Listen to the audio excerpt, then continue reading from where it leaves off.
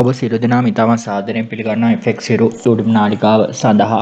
මීට දින 5කට පෙර තමයි මම ඔබට අප්ඩේට් එකක් දාන්නේ මේ Bitcoin වල තත්ත්වය. මොකද තවත් මේ ඉහළ යන්න පුළුවන් කියන තත්ත්වය ඔයාලට මතකද? මේ වීඩියෝ එක තමයි මේ තියෙන්නේ.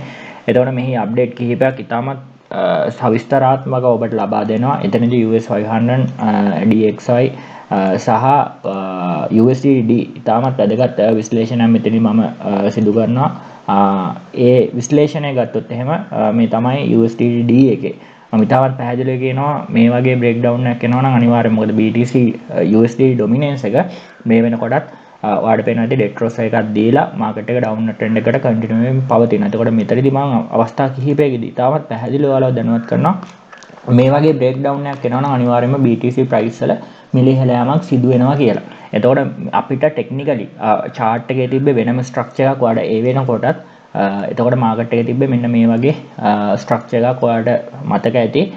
මෙන්න මේ වගේ තැනක තමයි මේ ඕවරෝල් මාකට් එක තිබ්බේ. මෙන්න මේ ස්ථානේ. එතකොට මම 108ක වගේ මිල ඉහළ යාමක් අපේක්ෂා කරා.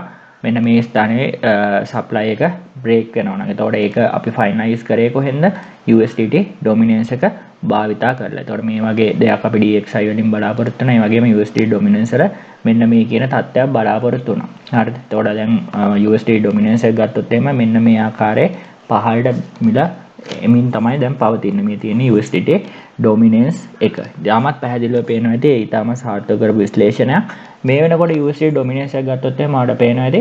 මෙයාගේ මේ මෙන්න මේ බ්‍රේක් කරපු සපෝට් එක රීටෙස්ට් කරලා මෙන්න මෙහෙම නැත්තම් ඩිමාන්ඩ් එක බ්‍රේක් කරලා ඊළඟ ඩිමාන්ඩ් එක දක්වා පහළ යමින් පවතිනවා. මෙන්න මේ දක්වා වෙළඳ පොළ වැටෙන අවස්ථාව නැත්නම් USD ඩොමිනන්ස් එක මේ ආකාරයට පල්ලෙහාට වැටෙන අවස්ථාව තුළ නියත වශයෙන්ම වෙන දෙයක් තමයි මාකට් එකේ අර BTC වල hype එක එන එක. හැබැයි හොඳට මතක තියාගන්න මේ daily time එක තුළ අපිට පොඩි ගැටලුවක් තියෙනවා. USD dominance එක මේ වෙද්දි නැවතිලා තියෙනවා. ඊටමත් පැහැදිලිවම 200 SMA එක. එතකොට අපිට ඊටමත් වැදගත් වෙනවා අද සහ හෙට දිනය. හේතුව තමයි ඔයාලට පේන ඇති මෙන්න මෙයාට මේක dynamic support tab බවට පරිවර්තනය කරගෙන මේ විදිහට උඩට push වෙන්න පුළුවන්. එහෙම වුණොත් අර BTC එකේ break කරපු supply එක නැත්නම් resistance zone එක market එකේ apply වෙන්නේ නැහැ. මාකට් එකේ මිල ඉහළ යාම සඳහා. මොකද මෙයා මෙතනදී ඩයිනමික් සපෝට් එකක් කරගන්න පොඩි යම්කිසි ප්‍රතිශතයක් තියෙනවා මාකට් එකේ මිල ඉහළ යන්නත්. මොකද මෙතනදී අපිට වැදගත් වෙන පොයින්ට් එක තමයි මෙන්න මේ ලෙවල් එක අනිවාර්යයෙන්ම නැවත වරක් බිඳ හෙළන එක. ඉතින් ඒ පිළිබඳ ඉතාමත් හොඳ සූක්ෂමව ඔයාලා මේක දිහා බලාගෙන ඉන්න ඕන. මේක බොහෝ වෙලාවට ඒ කියන්නේ මේක අපිට අමුතුවෙන් තර්ක කරන්න දෙයක් නැහැ. මෙන්න මේ තියෙන ලෙවල් එක අනිවාර්යයෙන්ම බ්‍රේක් වෙන්න ඕන. මේ ලෙවල් එක බ්‍රේක් වුණොත් තමයි BTC වල නියත වශයෙන්ම මිල ඉහළ යාම අපිට බලා ගන්න පුළුවන්කම තියෙන. ඒකට හේතුව තමයි අර daily time period එකේ 200 dynamic support එක අපිට market එකේ තියෙන නිසා. මම හිතනවා ඒ ඔබට පැහැදිලි ඇති කියලා. ඒ වගේම තමයි අපි ඉතාමත් පැහැදිලිව BTC chart එක ගැන බලද්දී ඔයාලට පේන එක දෙයක් තමයි මේ BTC වල ඉතාමත් මෙන්න මේ වෙන chart එකක් කරන්න තියෙනවා.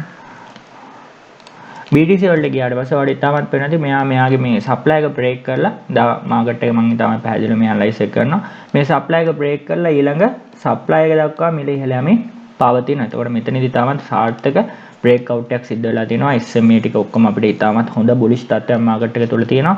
මේ තත්ත්වයටදී අනිවාර්යයෙන්ම මාකට් එකේ අර USD ඩොමිනන්ස් එකට සාපේක්ෂව මේ වෙළඳපොළ මිල ඉහළ යන්න ඕන. ඒක තමයි නියත තක්සේරු කිරීමක් වෙන්නේ. ඉතින් මේ ඉතාමත් ප්‍රායෝගික සහ ඉතාමත් සරල විශ්ලේෂණයක් වලට පේනවා ඇති. මොකද මේ ස්ථානයේදී බව මම විශ්ලේෂණය දිගින් දිගටම සිදු කරා මිල ඉහළ යන්න පුළුවන් කියන තැන.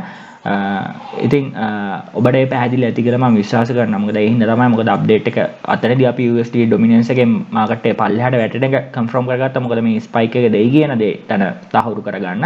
මේ වෙනකොටත් ඔයාලට පේනවා ඇති ඉතාමත් පැහැදිලි විශ්ලේෂණයක් ඔබට කලිනුත් මම ඉදිරිපත් කළා. මොකද මේ ඉතාමත් වැදගත් අප්ඩේට් එක. ඉතින් මම හිතනවා මේ ප්‍රමාණවත් ඇති කියලා.